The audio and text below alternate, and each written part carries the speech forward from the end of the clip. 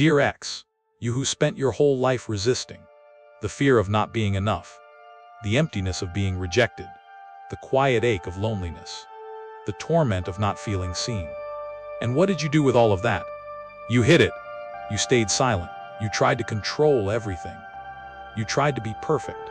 You tried to be strong. And all of that led you here tired, burned out, exhausted from fighting the world and fighting yourself. You've built walls to protect yourself, but those same walls became your prison. You've tried to become unshakable by ignoring what you feel, but the more you suppress, the heavier it grows. And deep down, you know this: it's not the world that makes you suffer, it's the way you've been at war with your own emotions. Nietzsche once wrote, "He who cannot command himself will always obey." And that's where it all begins: your freedom, your calm, your power, not in controlling the world, but in commanding your inner world. Because the truth is brutal, but liberating. You can't control what happens to you, but you can control how it shapes you. You can't stop people from disappointing you, betraying you, or misunderstanding you, but you can choose not to let those moments destroy your peace. This is not about becoming cold, detached, or indifferent. It's about becoming so aware, so anchored, that nothing outside of you can shake the calm within you. We grow up believing that if we could just control things, people, situations, outcomes, then maybe, finally, we could be at peace. But that's a lie. A comforting one, but a lie nonetheless. Because every attempt to control the uncontrollable is a declaration of fear. It's a way of saying, I don't trust myself to handle what might happen. And that fear, that subtle, invisible resistance, is what keeps you angry, anxious, and fragile. Nietzsche warned us whoever fights monsters should see to it that in the process he does not become a monster. When you fight every person who offends you, every situation that doesn't go your way, every word that scratches your ego, you become what you despise: reactive, bitter, consumed by the very energy you hate. The more you try to control life, the more it controls you. Because control is never real, it's an illusion made of fear. What's real? Our response, self-mastery. And yet, most people never learn this. They spend years blaming others for how they feel. They made me angry, hurt me, and they ruined my day. You think people make you angry. You think their words, their actions, their disrespect are the cause. But if you look closer, you'll see something terrifyingly honest. No one can truly disturb you unless there's already a storm inside you waiting to be touched. You see, people don't create your pain, they reveal it. Their words simply echo the beliefs you already hold about yourself. Their rejection feels unbearable only because you've already rejected some part of who you are. Their criticism stings because deep down, you fear it might be true. Every trigger is a mirror, and every mirror shows you something you don't want to see. But you've spent your whole life smashing mirrors, denying, defending, projecting anything but looking. Because looking means seeing what you've avoided your entire life: your insecurities, your need to be loved, your hunger to be enough. Nietzsche once said, if you gaze long into an abyss, the abyss also gazes into you. Most people misunderstand this line. They think it's a warning against darkness, but it's an invitation to witness your own abyss without being consumed by it. When you look into your own darkness, the jealousy, the fear, the self-doubt, and you stay present, you begin to understand that these shadows are not enemies. They are fragments of yourself that were abandoned long ago. And the moment you accept them, they stop controlling you. This is why you get triggered, because you're still running from parts of you that want to be seen, and the world will keep sending you mirrors until you finally look. Nietzsche once said, there is more wisdom in your body than in your deepest philosophy. Your emotional reactions are not random, they are messengers. They reveal the places within you that are still unhealed, the beliefs you haven't questioned, the insecurities you still protect. And when you stop fighting the messenger, you begin to see what it's been trying to tell you. You are still at war with parts of yourself you've never learned to love. The trap of expectations and the power of detachment. You suffer because you keep expecting the world to be fair, people to be kind, and life to follow your plan. But the world isn't fair. People are complicated, and life it's chaos dressed as beauty. The problem isn't that things go wrong, it's that you believe they wouldn't. It's not the pain that hurts the most, it's the shock that it's happening to you. Nietzsche would call this resentment, the quiet bitterness of those who expect life to bend to their comfort. But life doesn't bend. It transforms those who are willing to bend with it. So stop expecting ease. Expect growth. Stop demanding peace. Create it. Stop waiting for people to treat you right. Treat yourself right first.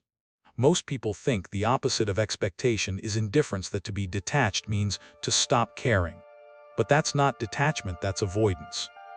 True detachment is not about closing your heart, it's about owning it. It's not about rejecting emotions, but about seeing them clearly without letting them rule you. Imagine someone insults you. Your old self reacts instantly: anger, defense, attack. Your new self pauses. You observe the words, the tone, the energy. You watch your own mind rush to protect its fragile identity. And then you realize this is the moment, the space between stimulus and response. This is where freedom lives. In that space, you can choose. You can choose not to give them control. You can choose not to let your peace depend on their noise. You can choose awareness over reaction. You do not become untouchable by building a barrier between you and the world. You become untouchable when you realize that nothing can touch what has been fully embraced within you. That's detachment, not apathy, but mastery. Power through presence. Nietzsche said, "No one is more hated than he who speaks the truth." And the hardest truth is this: most of what upsets you is self-created.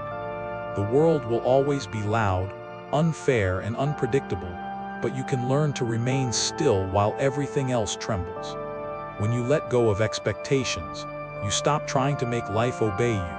When you practice detachment, you stop trying to make emotions define you. And when both happen, when you release the need to control and the need to react, peace no longer has to be chased.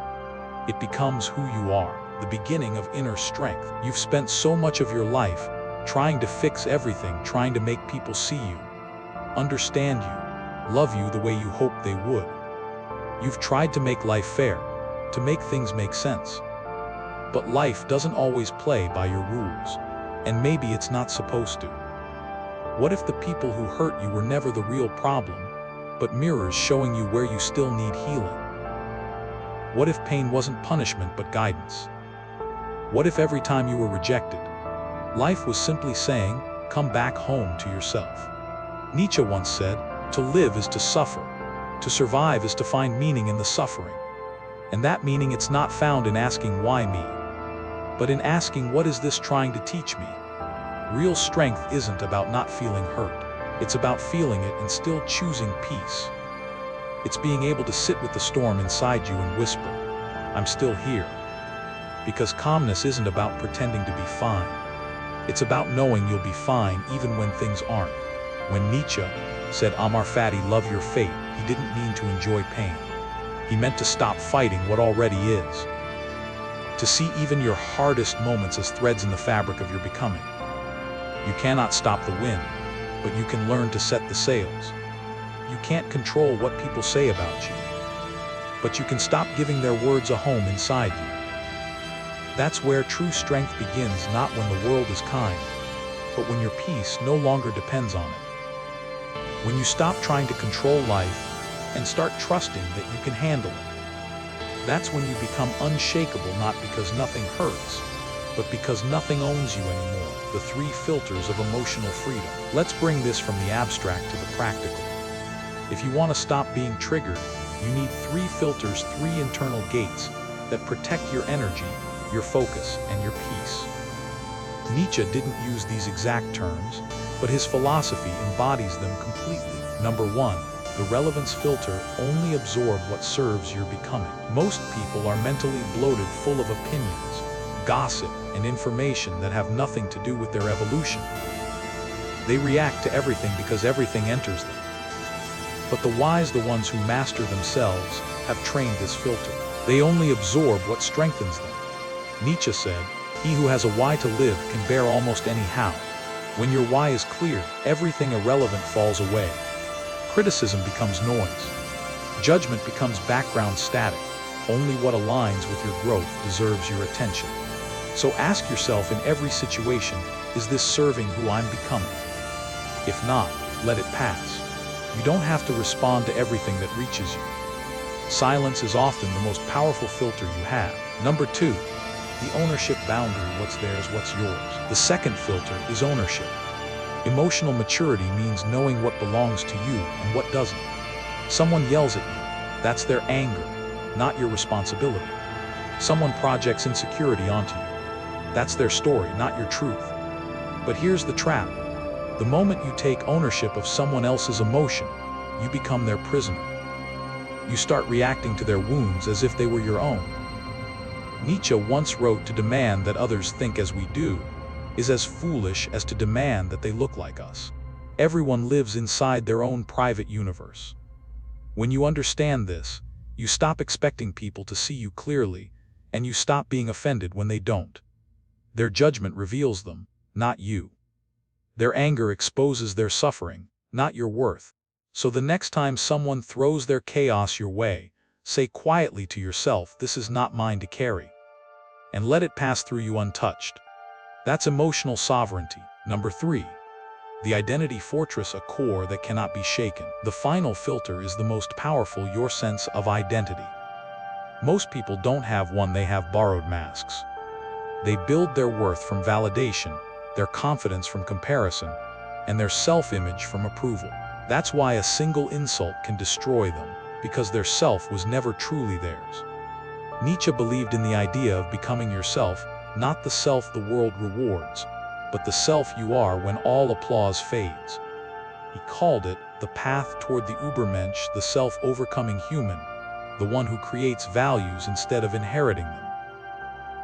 When you build your identity on truth, on your own principles, your own discipline, your own experience, you become unshakable. People can disagree, mock, reject, but it no longer reaches your core. Because your worth no longer hangs in other people's mouths. It lives in your actions, in your integrity, in the quiet way you show up every day, even when no one claps. That's the fortress, not made of stone, but of self-respect. And once you build it, no one can break in unless you open the gate. The calm behind your reactions. When someone attacks you and you remain calm, it's not because you don't feel, it's because you've learned. You've seen the pattern, how your mind wants to defend, how your ego wants to win, how your body tenses like it's under threat. And then you realize this is not a battlefield. It's a classroom. Every provocation is a test. Will you react or will you rise? When you choose to rise, when you breathe instead of bite, when you observe instead of attack, you shift from being controlled to being in control. And that's when Nietzsche's words begin to make sense. He who cannot command himself will always obey. The more you command your emotions, the less others can command you. The less you chase approval, the less rejection hurts. The less you need to be right, the freer you become. This is what it means to be unbothered, not careless, but clear. Not cold, but centered. Not detached from life, but deeply connected to it without being consumed by it. Practical wisdom, train your response. Let's make this real. Next time you're triggered by a comment, a tone, a silence, do 3 things. Step 1, pause and breathe. Don't react. Just breathe. Feel the emotion without naming it. It's energy passing through you, not defining you. Step 2, observe without judgment. Ask, why does this hurt? What story am I telling myself right now? That awareness breaks the pattern. Step 3, choose based on values, not impulse. Step 3, choose based on values, not impulse. You can't control others, but you can control who you become in response to them. Choose dignity over drama. Choose peace over pride. Choose truth over reaction. Each time you do this, you reclaim your power. Each time you pause instead of explode, you expand your freedom. And over time, the world stops triggering you because you've stopped giving it permission to. The art of staying grounded. Nietzsche said, "You have your way. I have my way. As for the right way, it does not exist." The moment you stop trying to prove yourself right, to control, to fix, to convince, you feel something miraculous: space. Space between what happens and how you experience it. Space between their words and your worth. space between chaos and calm. That's where peace lives, not in perfect circumstances, but in perfect awareness. To never get angry or bothered doesn't mean you stop feeling. It means you stop identifying with every feeling. You witness it, honor it, and let it pass. And the more you do, the less anything can own you. That's real freedom, not the absence of pain, but the presence of power. If you've made it this far reading, reflecting, breathing through each idea, then something inside you has already begun to shift. You're not just consuming words, you're remembering something ancient within you, the part that already knows how to be still, how to be grounded, how to be free. So here's the invitation: don't just listen to these ideas, live them. The next time you're hurt, pause. The next time someone disrespects you, observe. The next time life feels unfair, breathe. Not because you're weak, but because you're learning that the real power is in your response. Every pause is a revolution. Every breath is a return to self. Every moment you choose awareness over reaction, you rewrite your story. You stop being the one who breaks every time life gets hard. You become the one who bends, learns, and rises. That's the essence of Amar Fati, love your fate, because every part of it made you who you are becoming. One day someone will look at you and wonder how you stay so calm while the world burns around you. They'll ask how you remain kind when others are cruel, how you remain gentle when life has been harsh. And you'll smile because you'll know the secret. It was never about being untouched by pain. It was about being transformed by it. You didn't escape the fire, you learned to walk through it without losing your light. That's the legacy Nietzsche spoke of: not fame, not applause, but self-mastery. A quiet strength that outlasts circumstance. A peace that doesn't need permission. A mind that no longer breaks under pressure, because it has become pressure turned to diamond. So take one deep breath right now. Inhale everything you've learned, every mirror, every trigger, every lesson. Exhale everything you no longer need: the control, the anger, the noise. And whisper to yourself, I am no longer at war with the world. I am learning to be at peace with myself. Because once you master that, no one, nothing, no circumstance can ever own you again. You will still feel, you will still stumble. But beneath it all, there will always be that quiet knowing, I can handle this. And that knowing, that unshakable calm, that's your real power. That's freedom. Before you go, if these words spoke to you, if they made you pause, breathe, or feel a little more at peace, then stay connected. Like this video if it helped you shift your focus inward. Subscribe for more reflections on inner strength, self-mastery, and emotional freedom. Share this with someone who's learning to find calm in their chaos. Every time you return here, I want you to remember you don't have to control the storm. You just have to remember you are the sky.